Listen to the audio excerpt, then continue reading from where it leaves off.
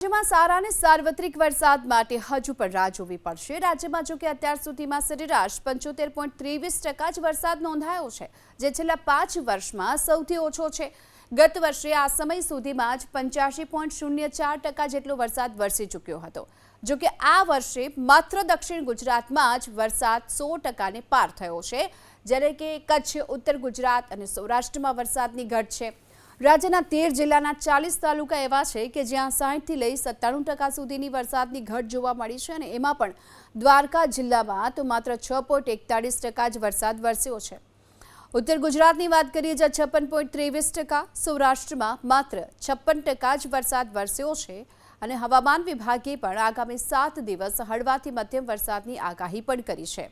દક્ષિણ ગુજરાતની સાથોસાથ સૌરાષ્ટ્રમાં હળવો વરસાદ વરસી શકે છે અને ભારે વરસાદની હાલમાં તો કોઈ શક્યતા દેખાઈ પણ નથી રહી।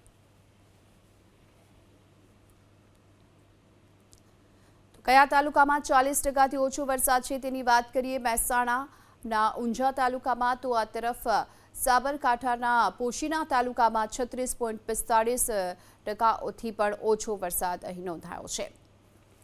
સતત જે વરસાદની ઘટ જોવા મળી રહી છે, વર્ષ 2026માં 75.23% અને ગત વર્ષે જો વાત કરીએ તો 84% જેટલો વરસાદ અત્યાર સુધીમાં નોંધાઈ ચૂક્યો હતો।